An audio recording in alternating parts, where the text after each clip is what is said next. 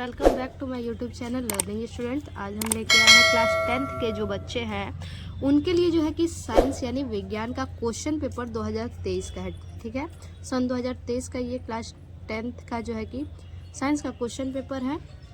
तो इस पेपर को आज हम सॉल्व करेंगे। ठीक है, तो चलिए इसको सॉल्व करते हैं।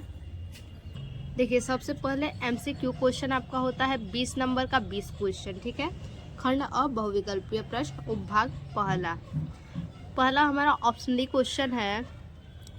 किसी वस्तु का अवतल दर्पण द्वारा बना प्रतिबिंब आभासी, सीधा एवं वस्तु से बड़ा पाया जाता है। वस्तु की स्थिति कहाँ होनी चाहिए। ठीक है, वस्तु की स्थिति इसमें पूछा है कि कहाँ होनी चाहिए। अगर किसी अवतल दर्पण द्वारा बना कोई प्रतिबिंब है और प्रतिबिंब क्या है, आभासी है, सीधा है और वस्तु से बड़ा है, तो इसकी स्थिति कहाँ होनी चाहिए। मुख्य फोकस तथा केंद्र के बीच, वक्रता केंद्र के बीच, वक्रता केंद्र पर, वक्रता केंद्र से परे, या फिर दर्पण के ध्रुव तथा मुख्य फोकस के बीच। तो इनमें से जो हमारा सही ऑप्शन होगा वो होगा दर्पण के ध्रुव तथा मुख्य फोकस के बीच। ऑप्शन डी हमारा सही ऑप्शन होगा। ठीक है, दूसरा नंबर क्वेश्चन है हमारा। किसी शब्दकोश में पाए छोटे अक्षरों को बढ़ते समय आप निम्न में से कौन सा लेंस पसंद करेंगे। ठीक है, किसी छोटे शब्दकोश यानी छोटे वर्ड में पाए छोटे अक्षरों को पढ़ने के लिए आप किस लेंस का प्रयोग करेंगे। ठीक है, 50 सेमी फोकस दूरी का एक उत्तल लेंस, 50 सेमी फोकस दूरी का एक अवतल लेंस, 5 सेमी फोकस दूरी का एक उत्तल लेंस, या फिर 5 सेमी फोकस दूरी का एक अवतल लेंस। तो इनमें से जो हमारा सही ऑप्शन होगा वो होगा 5 सेमी फोकस दूरी का एक उत्तल लेंस। ऑप्शन सी सही ऑप्शन होगा। ठीक है, तीसरा क्वेश्चन है हमारा। किसी गोलीय दर्पण तथा किसी पतले गोलीय लेंस दोनों की फोकस दूरियां प्रत्येक 15 सेमी है। दर्पण तथा लेंस संभवत है। ठीक है, किसी गोलीय दर्पण, कोई गोलीय दर्पण है और पतला गोलीय लेंस है, दोनों की फोकस दूरियां कितनी है, 15 सेमी। तो दर्पण तथा लेंस संभव है, दोनों अवतल होंगे या फिर दोनों उत्तल होंगे। दर्पण अवतल तथा लेंस उत्तल होगा, या फिर दर्पण उत्तल तथा लेंस अवतल होगा। तो इनमें से जो हमारा सही ऑप्शन होगा वो होगा दोनों अवतल होंगे। ठीक है, दर्पण और लेंस दोनों क्या होंगे, अवतल होंगे। 4 नंबर क्वेश्चन है हमारा। मानव नेत्र के जिस भाग पर किसी वस्तु का प्रतिबिंब बनते हैं। ठीक है, मानव नेत्र पर जिस भी भाग पर वस्तु का कोई प्रतिबिंब बनता है वह होती है, वह कौन सा भाग होता है, कॉर्निया, परितारिका, पुतली या फिर दृष्टिपटल। तो इनमें से जो हमारा सही ऑप्शन होगा वो होगा दृष्टिपटल। ऑप्शन डी हमारा सही होगा। उसके बाद है 5 नंबर क्वेश्चन। दो चालक तार जिसके पदार्थ लंबाई तथा व्यास समान है। ठीक है, दो चालक तार हैं जिसकी पदार्थ लंबाई और व्यास क्या है, तीनों समान है।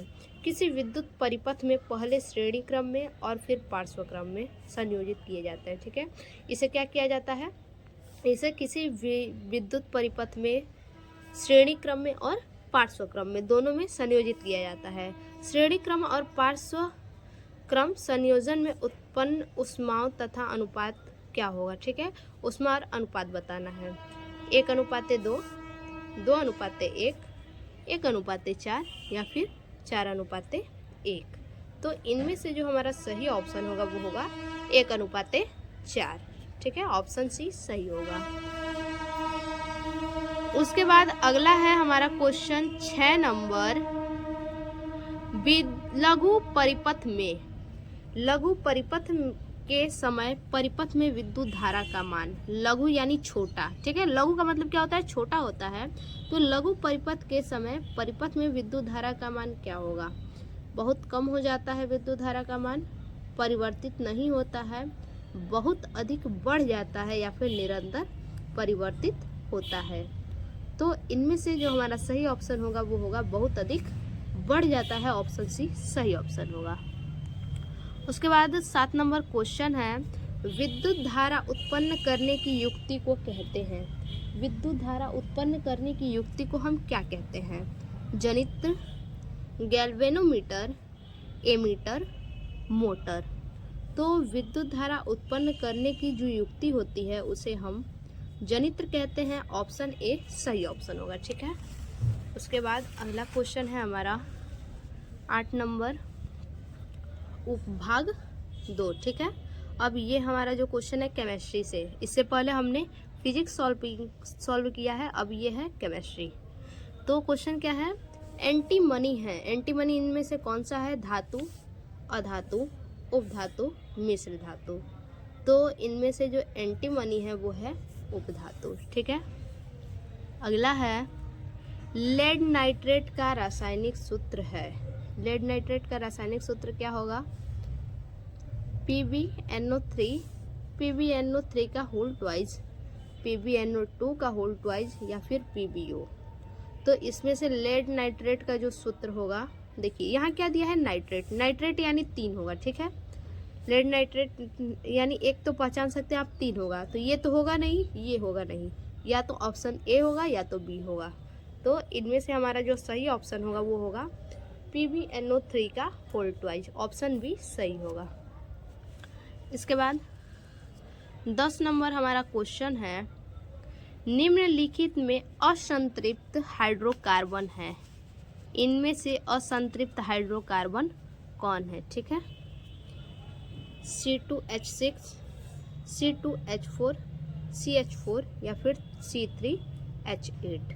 तो इनमें से जो असंतृप्त हाइड्रोकार्बन है वो है CH4। ऑप्शन सी हमारा सही ऑप्शन होगा।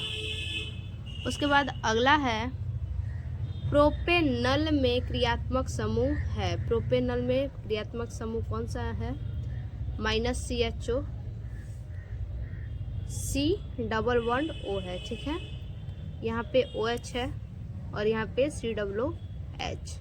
तो इनमें से जो क्रियात्मक समूह होगा ऑप्शन ए हमारा सही होगा, CHO, ठीक है, एल्डिहाइड समूह।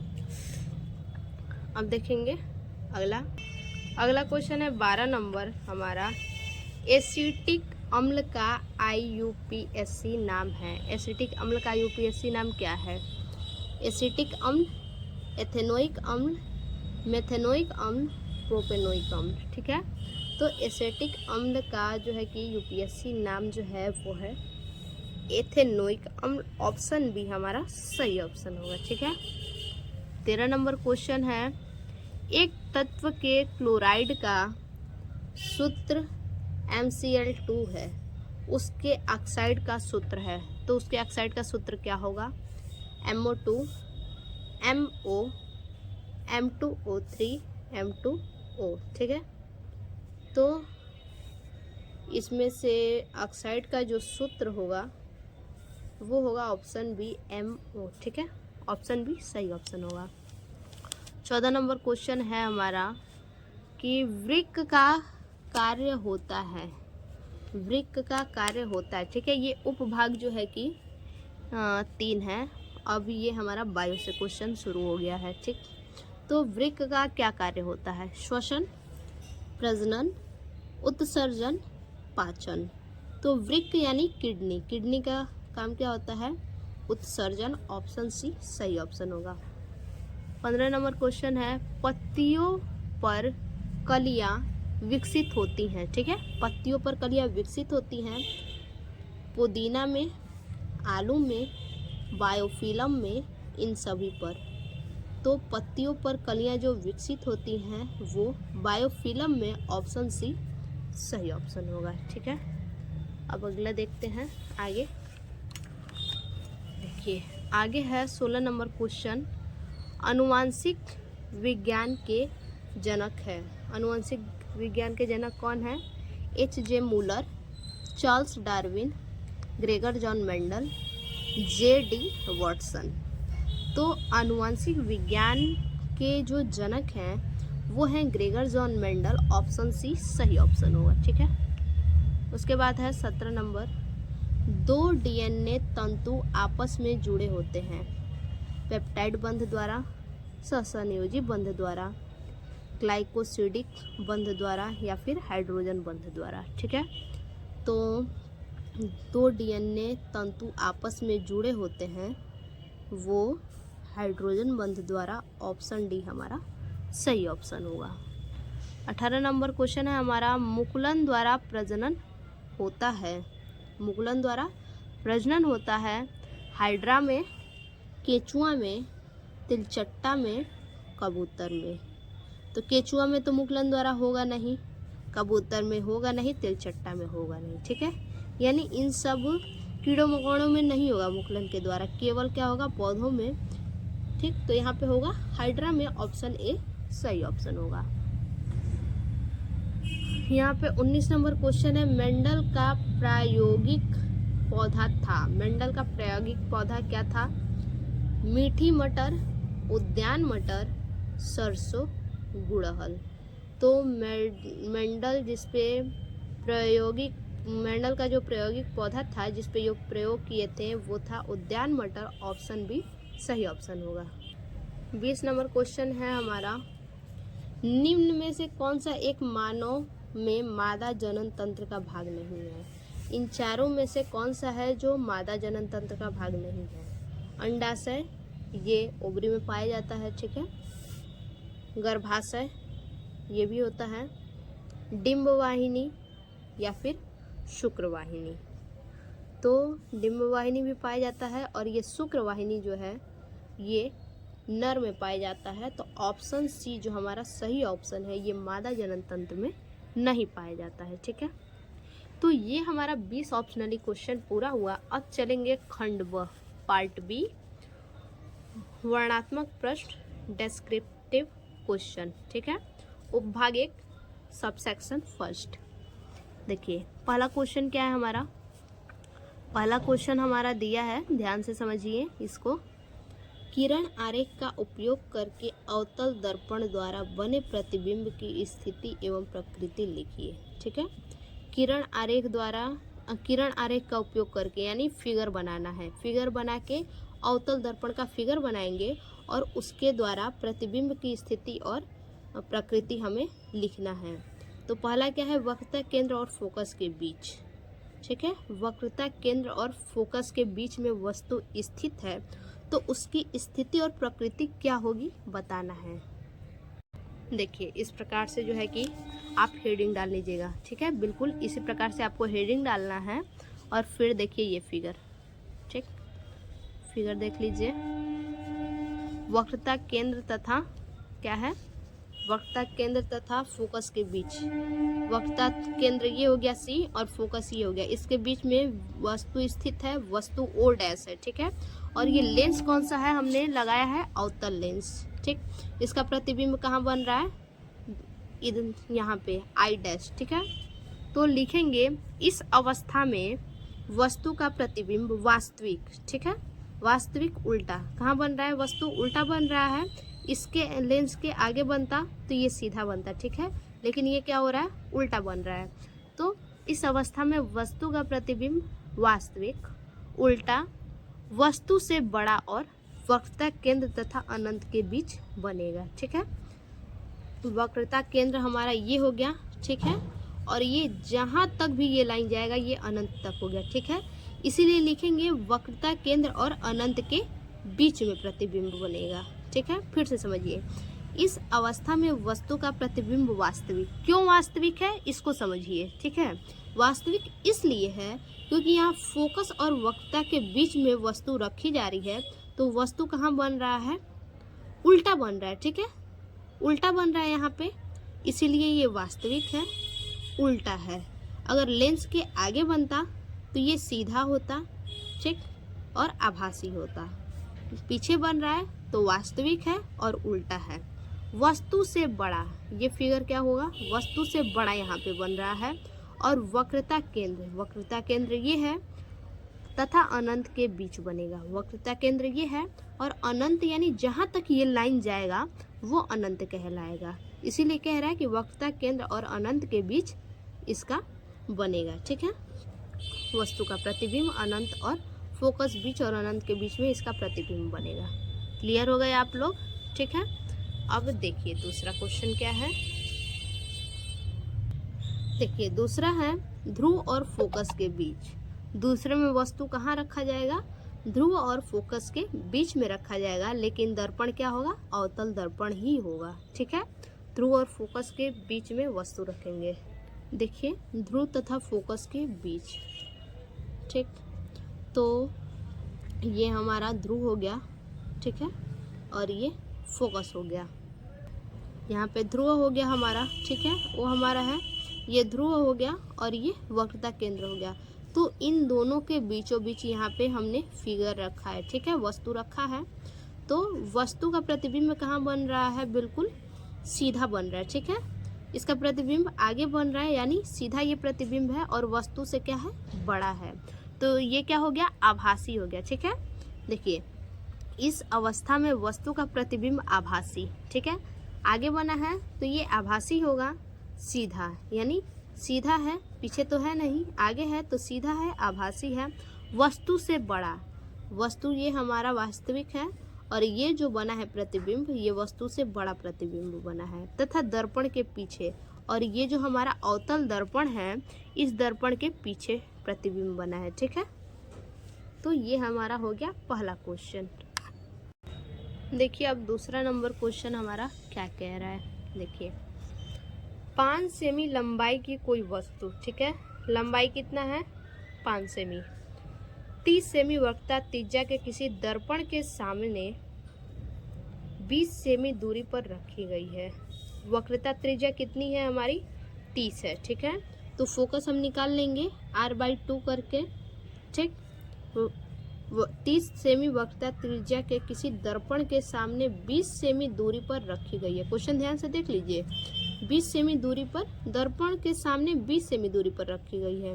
प्रतिबिंब की स्थिति, प्रकृति और आकार ज्ञात कीजिए।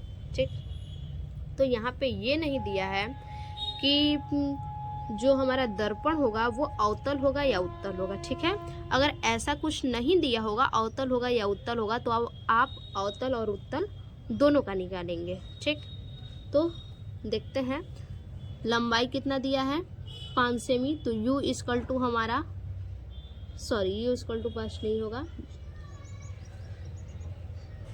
सबसे पहले इस प्रकार से आप हेडिंग डाल लीजिएगा। ठीक है, लिखेंगे अवतल दर्पण के लिए u इक्वल टू -20। क्यों -20, क्योंकि क्वेश्चन में अभी हमने आपको बताया क्या बोला है, दर्पण के सामने 20 सेमी दूरी पर रखी गई है। ठीक, तो 20 सेमी दूरी पर रखी गई है, तो u इक्वल टू -20 सेमी।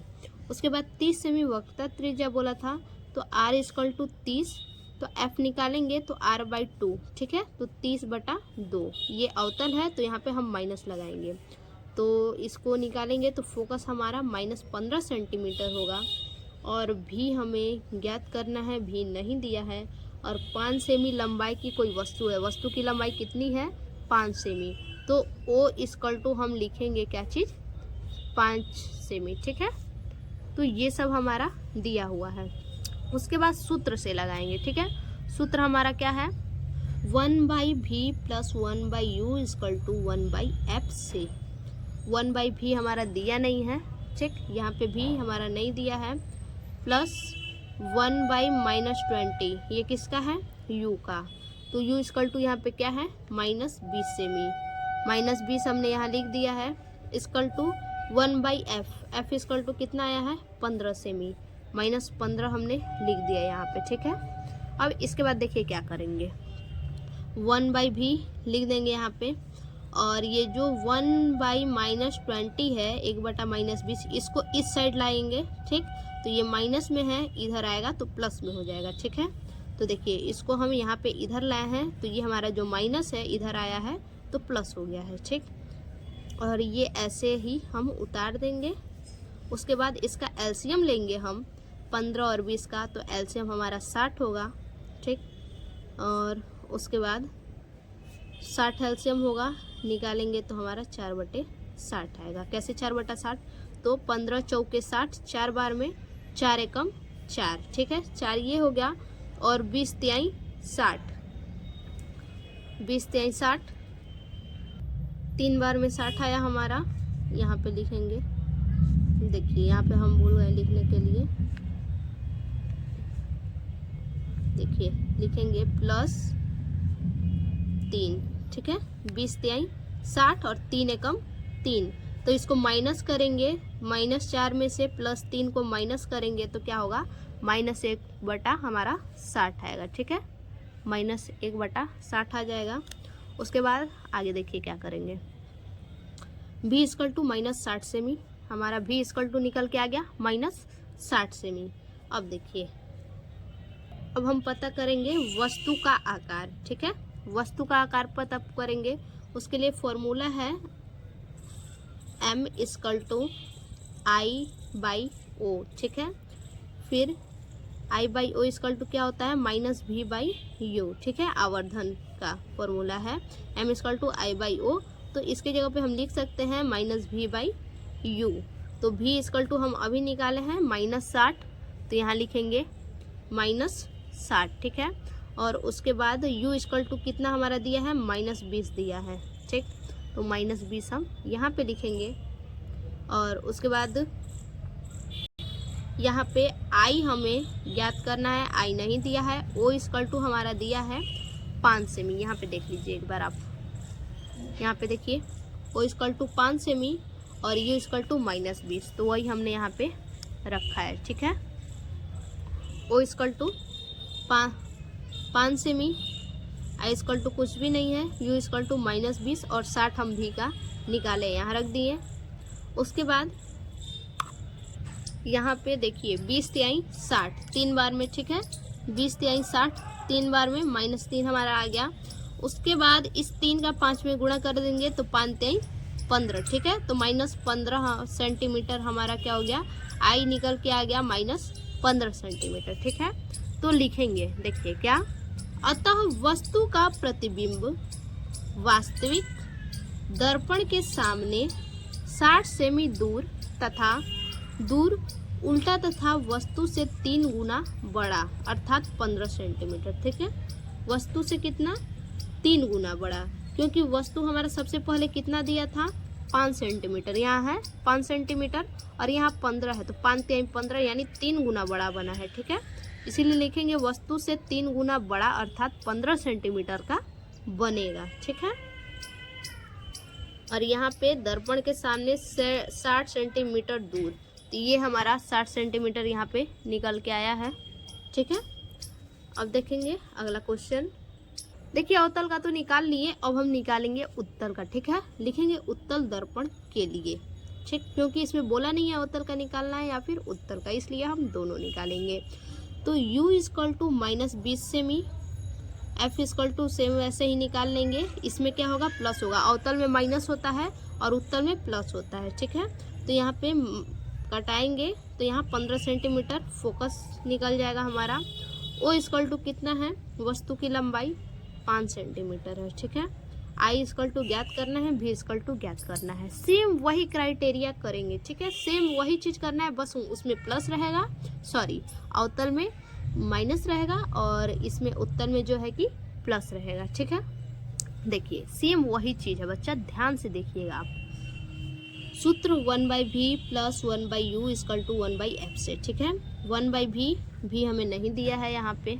ठीक, उसके बाद प्लस 1/u है, तो u = हमारा कितना है, 20 है। ठीक, u = हमारा यहाँ पे कितना है, 20 है। u = तो हम 20 लिख लेंगे। ठीक, उसके बाद 1/f, f = हमारा 15 निकल के आया है, तो 15 यहाँ पे हम लिख लेंगे।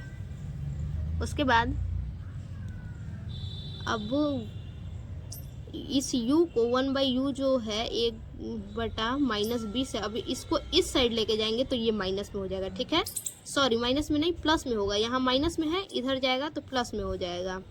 1/v = 1/50 यानी 1/15 + 1/20। ठीक है, इधर आया प्लस में हो गया, यहाँ पे यहाँ माइनस था, इस साइड आया तो प्लस में हो गया। ठीक है, और उसके बाद इसका एलसीएम लेंगे तो होगा 60।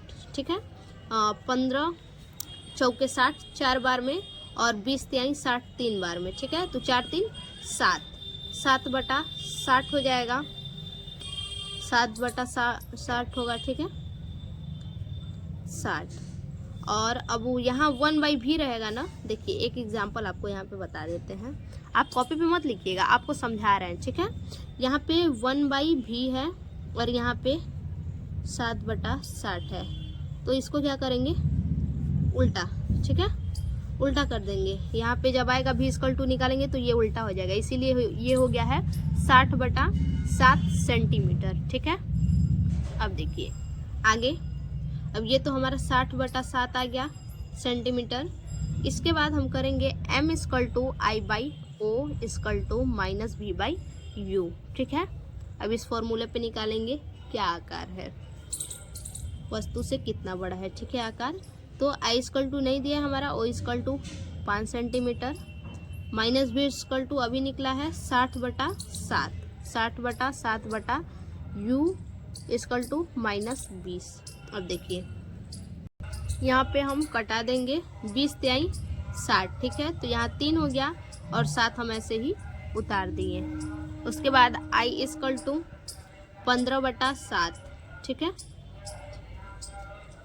अब कहेंगे कैसे 15 है, तो देखिए सेम वही चीज़ है, इस 3 का क्या किए, इसमें गुणा कर दिए, ठीक है। इस 3 का इसमें गुणा कर दिए तो 15 हो गया और 7 ऐसे ही उतार दिए। तो 15/7, I= 15/7 सेंटीमीटर, और इसको 7 में भाग देंगे तो ये क्या होगा 21 सेंटीमीटर निकल के आएगा, ठीक। देखिए तीसरा क्वेश्चन है हमारा, किसी 4 ओम प्रतिरोध में प्रति सेकंड 100 जूल ऊष्मा उत्पन्न हो रही है, प्रतिरोध के सिरों पर विभवांतर ज्ञात कीजिए। तो ये समझते हैं, ठीक है। क्वेश्चन 4 ओम दिया है, प्रतिरोध कितना है 4 ओम है, और प्रति सेकंड 100 जूल ऊष्मा उत्पन्न हो रही है, 100 जूल प्रति सेकंड ऊष्मा उत्पन्न हो रही है। इसका प्रतिरोध है 4 ओम, और प्रतिरोध के सिरों पर विभवांतर हमें ज्ञात करना है। देखिए यहाँ पे लिखेंगे, दिया है पर प्रतिरोध बराबर कितना दिया है 4 ओम, उत्पन्न ऊष्मा कितना है 100 जूल, और माना विभवांतर भी ज्ञात करना है, और टाइम कितना दिया है 1 सेकेंड, ठीक है। यानी प्रति सेकंड 100 जूल बोला है तो टाइम कितना है 1 सेकेंड। यहाँ पे लिखेंगे उत्पन्न ऊष्मा H= क्या होता है फॉर्मूला, उत्पन्न ऊष्मा हमें ज्ञात करना है, ठीक। विभवांतर ज्ञात करना है तो H= v²/r × t, ठीक है। H= हमें दिया है 100, v= ज्ञात करना है, और प्रतिरोध हमारा 4 दिया है, और टाइम 1 सेकंड दिया है, ठीक है। तो अब इसको तिर्यक गुणा करेंगे तो ये 400 हो जाएगा। v² यहाँ पे 400, ठीक, 400 में 1 का गुणा करेंगे तो 400 ही होगा। उसके बाद स्क्वायर है तो 400 किसका स्क्वायर है 20 का, ठीक है, 20 का स्क्वायर 400 होगा। तो विभवांतर हमारा क्या हो गया 20 वोल्ट, ठीक है। तो 20 वोल्ट ये हमारा आंसर आ गया, ठीक। देखिए अगला है 4 नंबर क्वेश्चन हमारा, क्या कह रहा है, नामांकित आरेख खींचकर किसी विद्युत जनित्र का मूल सिद्धांत तथा कार्यविधि स्पष्ट कीजिए, इसमें ब्रूशो का क्या कार्य है। तो इस बार जो है कि ये चैप्टर आपका कट गया है, इस चैप्टर से आपको न्यूमेरिकल थ्योरी कुछ भी नहीं आएगा, ठीक है। ये भी वही है विद्युत मोटर, ठीक है, तो ये भी आपका कट चुका है। तो चौथा क्वेश्चन जो है कि ये आपका कट चुका है, तो ये आपके एग्जाम बोर्ड में नहीं आएगा ये क्वेश्चन, क्योंकि कट चुका है। अब देखेंगे, ठीक है। दूसरा है उपभाग 2 सब सेक्शन यानी केमिस्ट्री, ठीक है, सब सेक्शन सेकेंड। क्या दिया है क्वेश्चन, निम्नलिखित यौगिकों के संरचना सूत्र लिखिए, ठीक है। क्या करना है हमें संरचना सूत्र लिखना है, मेथेनॉल का, प्रोपाइन का, पेंटेनोन का, पेंटेनोन 3, ब्यूटेनोन 2 का। इस प्रकार से हेडिंग डालेंगे। फिर मेथेनॉल सबसे पहले है, तो देखिए मेथेनॉल का हमारा ये संरचना सूत्र है, ठीक। मेथेनॉल एक कार्बन होगा तो मेथेनॉल होगा, ठीक। तो कार्बन एक हो गया हमारा, और डबल बॉन्ड O, और इधर हमारा H, और इस साइड भी H, हाइड्रोजन बॉन्ड जोड़ देंगे तो ये हमारा मेथेनॉल हो गया। और एक चीज़ और ध्यान दीजिएगा, मेथेनॉल बोला है तो ऑल ग्रुप है, ठीक है। ऑल ग्रुप में क्या होता है OH होता है, तो OH यहाँ पे जुड़ा है, ठीक है, O डबल बॉन्ड से और H, ठीक है। तो ये हमारा मेथेनॉल हो गया, मेथेनॉल में OH ग्रुप होता है, ठीक। उसके बाद है प्रोपाइन, B नंबर है प्रोपाइन। देखिए मेथ, एथ, प्रोप, 3 कार्बन है तो मेथ एथ प्रोप हो गया। और बोला क्या है, इन बोला है, एन ग्रुप, ये क्या है, प्रोपाइन, आइन है, ठीक है, आइन ग्रुप है इसमें। एन ग्रुप में सिंगल बॉन्ड, इन ग्रुप में डबल बॉन्ड और आइन ग्रुप में ट्रिपल बॉन्ड। तो ये क्या है, प्रोपाइन यानी आइन, आइन ग्रुप है। तो आइन ग्रुप जहाँ पे रहेगा वहाँ हमारा क्या होगा, ट्रिपल बॉन्ड होगा। तो ट्रिपल बॉन्ड हो गया। और उसके बाद देखिए मेथ एथ प्रोप, प्रोप हो गया और ये ट्रिपल बॉन्ड यानी आइन, तो प्रोपाइन, ठीक है। अब उसके बाद देखिए तीसरा है पेंटेनोन, पेंटेनोन 3। देखिए मेथ एथ प्रोप ब्यूट पेंट यानी 5 कार्बन होगा तो पेंट होगा, पेंटेनोन बोला है, ठीक है। तो पेंटेनोन बोला है तो इसमें भी डबल बॉन्ड होगा, डबल बॉन्ड, ठीक है, CO, ठीक है। उसके बाद इसको आप लोग, हालांकि आप लोग पढ़े होंगे तो समझ जाएंगे, ठीक है। अब क्या है, ब्यूटेनोन, यहाँ भी उसी तरह से जुड़ा है, C कार्बन जो है कि डबल बॉन्ड ऑक्सीजन से जुड़ा है, जहाँ जैसे ये जुड़ा है, ठीक है। तो देखिए मेथ एथ प्रोप ब्यूट यानी ब्यूट आ गया तो 4 कार्बन ब्यूटेन का होता है, ब्यूटेनोन है तो कार्बन डबल बॉन्ड से ऑक्सीजन से जुड़ गया है, ठीक है। तो ये हमारा ब्यूटेनेन 2 हो गया। 2 क्यों है, क्योंकि दूसरे नंबर के कार्बन से ऑक्सीजन जुड़ा है इसीलिए 2 है। और यहाँ 3 क्यों है, क्योंकि तीसरे नंबर के कार्बन से ऑक्सीजन जुड़ा है इसीलिए यहाँ पे 3 है, ठीक। अब देखिए अगला क्वेश्चन देखते हैं। अगला क्वेश्चन है, कुछ तत्वों के परमाणु क्रमांक नीचे दिए गए हैं 12, 17, 18, 20। तत्वों के नाम, ए नंबर है तत्वों का नाम लिखेंगे और बी है आवर्त सारणी में इन तत्वों की समूह संख्या तथा आवर्त संख्या बताइए।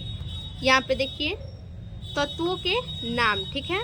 12 नंबर पे सोडियम है, 17 नंबर पे क्लोरीन है, 18 नंबर पे ऑर्गन है और 20 नंबर पे कैल्शियम है। तो ए नंबर हमारा हो गया तत्वों के नाम। उसके बाद बी नंबर हमारा क्या है, देखिए ये हमारा बी नंबर है, ठीक है।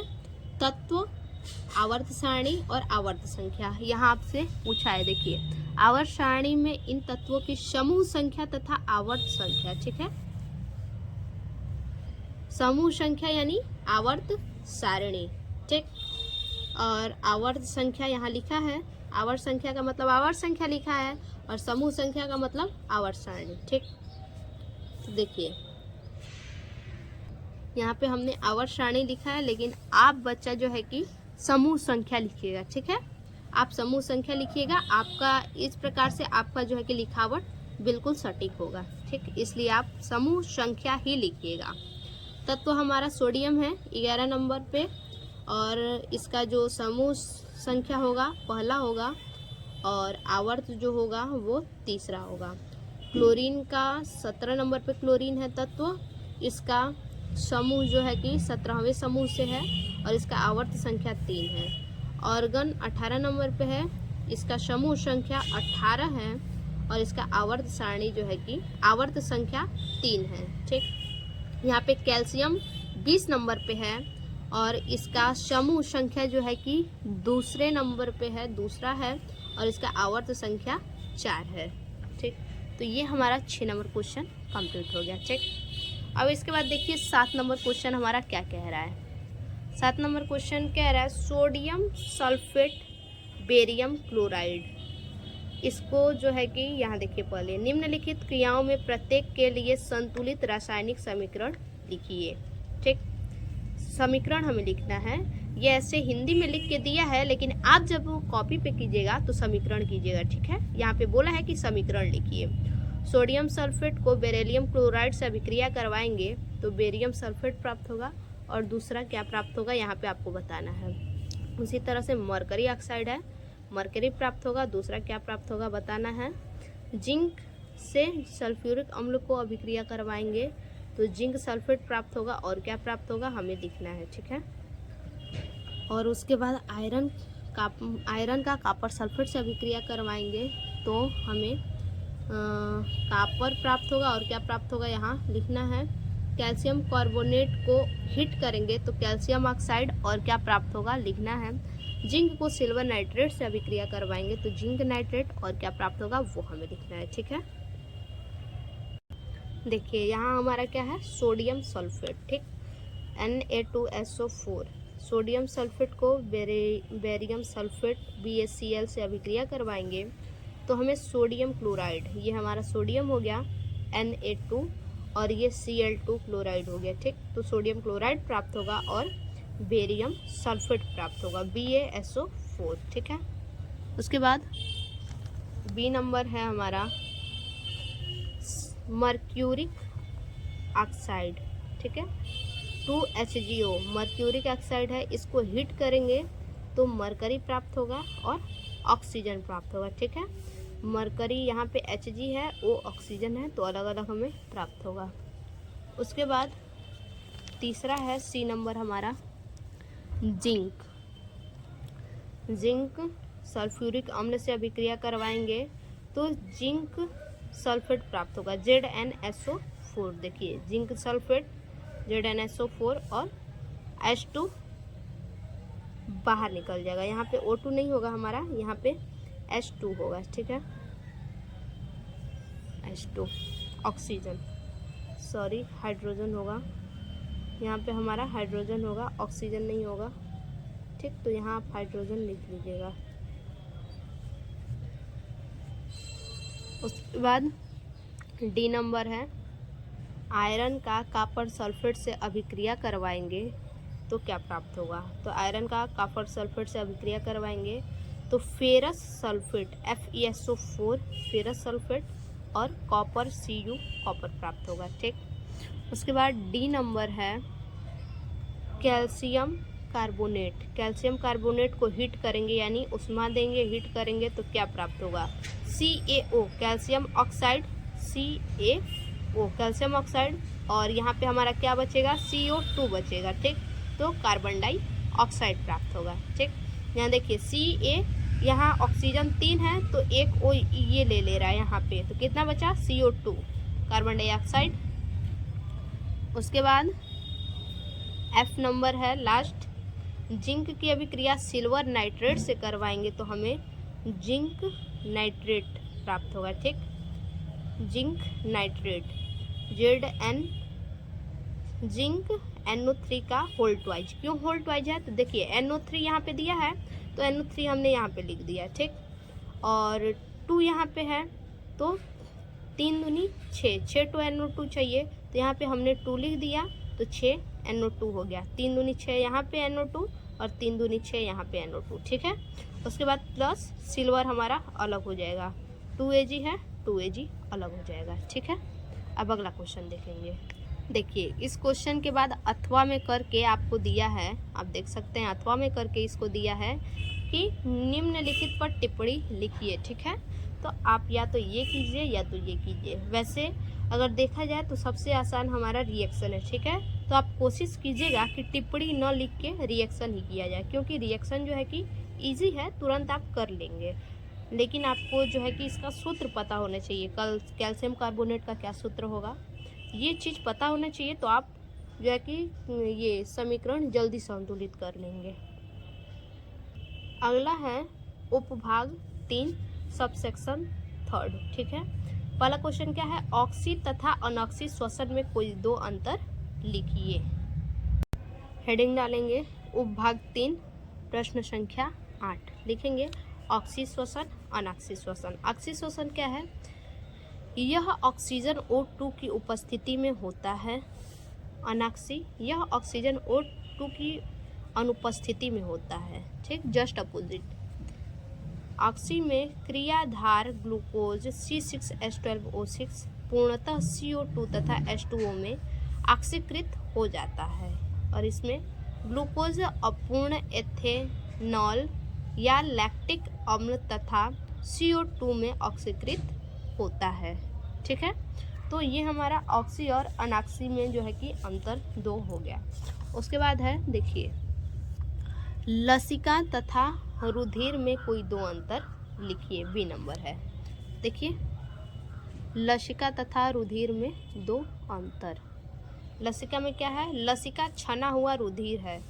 रुधिर क्या है? रुधिर सामान्यतः तरल संयोजी ऊतक है। लसिका, ध्यान दीजिए, लसिका छना हुआ रुधिर है। लसिका क्या है? रुधिर है, छना हुआ। लसिका छन जाता है तो वो रुधिर बन जाता है। और रुधिर सामान्यतः तरल संयोजी ऊतक है। रुधिर क्या है? रुधिर तरल संयोजी ऊतक है। लसिका यह रंगहीन तरल ऊतक है। लसिका क्या है? रंगहीन और तरल ऊतक है। और रुधिर जो है यह गहरे लाल रंग का तरल ऊतक है। ठीक, तो ये हमारा बी नंबर हो गया। अब देखिए सी नंबर क्या है? सी नंबर है हमारा कायिक जनन किसे कहते हैं? देखिए सी नंबर कायिक जनन। पौधे के किसी भी कायिक अंग को, पौधे के किसी भी कायिक अंग, जैसे पौधे के कोई कायिक अंग कौन कौन से हो सकते हैं? जैसे पत्ता हो गया, तना हो गया, जड़ हो गया, ये सब कायिक अंग हैं।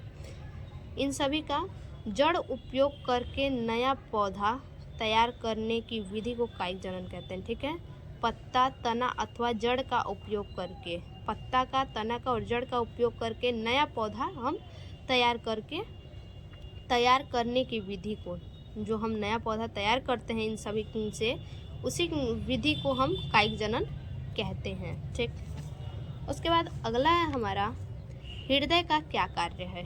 देखिए हृदय का क्या कार्य है? डी नंबर, हृदय का कार्य। हृदय ऑक्सीजन युक्त रक्त का संपूर्ण शरीर में वितरण करता है। और हृदय क्या करता है? ऑक्सीजन युक्त जो रक्त है हमारा, उसमें रक्त का संपूर्ण शरीर में वितरण करता है। ठीक है, तथा O2 युक्त रक्त को शुद्धिकरण के लिए फेफड़ों में पहुंचाता है। उसके बाद देखिए 9 नंबर क्वेश्चन है हमारा रसायन संश्लेषण क्या होता है? इसमें भाग लेने वाले कोई 3 जीवाणुओं के नाम तथा कार्य लिखिए। लिखेंगे प्रश्न संख्या 9, रसायन संश्लेषण। यह जीवाणुओं तथा अन्य जीवधारियों में पाया जाता है। इसमें अकार्बनिक रासायनिक अभिक्रिया से प्राप्त ऊर्जा का भोजन निर्माण में प्रयोग किया जाता है। ठीक है, फिर से समझिए, यह जीवाणुओं तथा अन्य जीवधारियों में पाया जाता है। जो रसायन संश्लेषण है वो जीवाणुओं में और अन्य जीवधारियों में भी पाया जाता है। इसमें कार्बनिक रासायनिक अभिक्रिया से प्राप्त ऊर्जा, इसमें क्या होता है? कार्बनिक रासायनिक जो अभिक्रिया होती है उससे ऊर्जा प्राप्त करके प्राप्त ऊर्जा का भोजन निर्माण में प्रयोग किया जाता है। जो ऊर्जा प्राप्त होता है उसका उपयोग कहाँ किया जाता है? भोजन के निर्माण में। सभी रसायन संश्लेषी जीवधारी रासायनिक अभिक्रियाओं से प्राप्त ऊर्जा का प्रयोग शर्करा के निर्माण में करते हैं।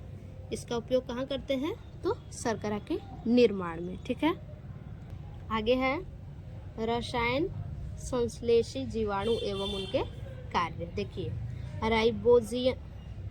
राइजोबियम, यह नाइट्रोजन को स्थिर करता है। क्या करता है ये? राइजोबियम जो है नाइट्रोजन को स्थिर करता है और पौधों के लिए उपयोगी बनाता है। दूसरा है लैक्टोबैसिलस, यह दूध को दही में बदलता है। ठीक है, लैक्टोबैसिलस के कारण ही हमारा दूध जो है कि दही में परिवर्तित होता है और प्रोबायोटिक गुण देता है। एसिडोबैक्टीरियम, यह शर्करा को अम्ल में बदलता है। ये क्या करता है? ये जीवाणु जो है कि शर्करा को अम्ल में बदलता है और खाद्य उत्पादन में मदद करता है। तो ये हमारा हो गया रसायन संश्लेषण और 3 जीवाणु और उनके कार्य। ठीक है, उसके बाद 10 नंबर क्वेश्चन है हमारा पाचक एंजाइमों के क्या कार्य हैं? चलिए देखते हैं। देखिए प्रश्न संख्या 10, पाचक एंजाइमों के कार्य, हेडिंग डाल लेंगे। ठीक है, पहला है भोजन को तोड़कर उसे छोटे छोटे घटकों में बदल देता है। पाचन एंजाइम क्या करता है? भोजन को तोड़कर उसे छोटे छोटे घटकों में बदल देता है। दूसरा है इन घटकों को शरीर आसानी से अवशोषित कर लेता है। ये जो घटक होते हैं जो छोटे छोटे घटकों में तोड़ता है, बदलता है, तो इन घटकों को जो हमारा शरीर है आसानी से अवशोषित कर लेता है। तीसरा है शरीर को कार्बोहाइड्रेट, वसा और प्रोटीन से पोषण तत्व मिलने में मदद करते हैं।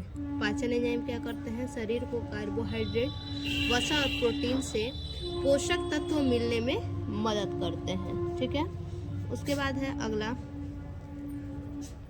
इष्टतम स्वास्थ्य को बनाए रखने में मदद करते हैं।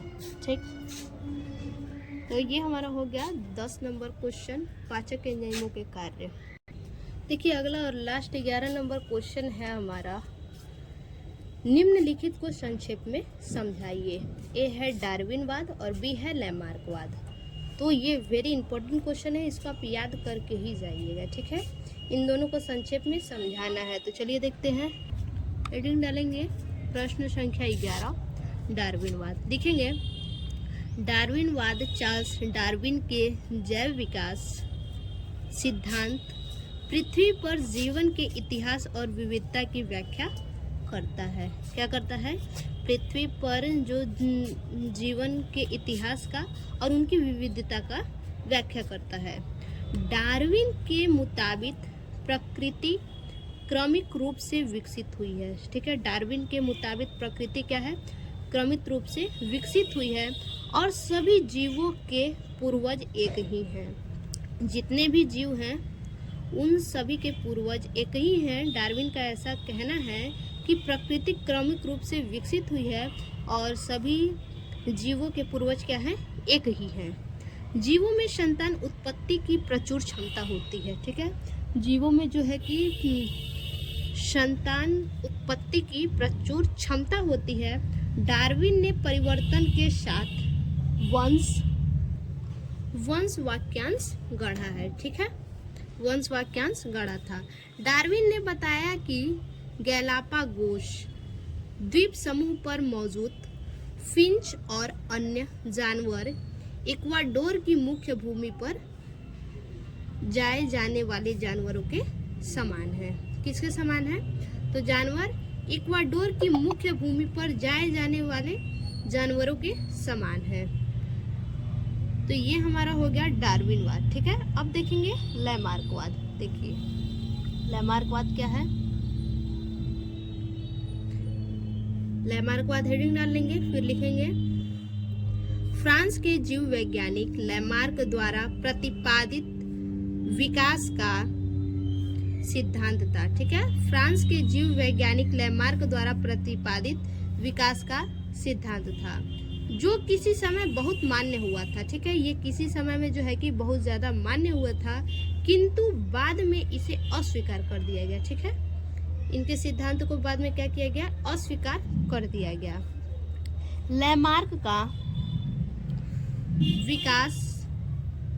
विकासवाद यह है। ठीक है, लैमार्क का विकासवाद यह है, वातावरण के परिवर्तन के कारण, जो वातावरण का परिवर्तन होता है उसके कारण जीव की उत्पत्ति। ठीक है, वातावरण के परिवर्तन के कारण क्या है?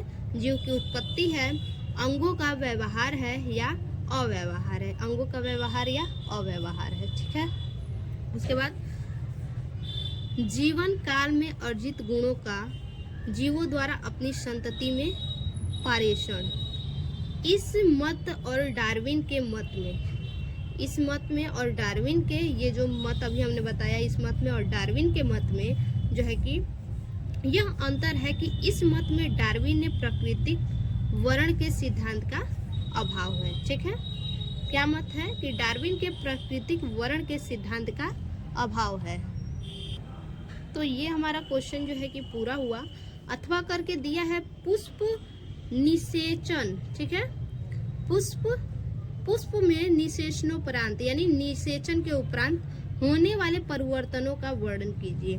जो पुष्प में निषेचन होने से पहले जो परिवर्तन होते हैं उन परिवर्तन का क्या करना है?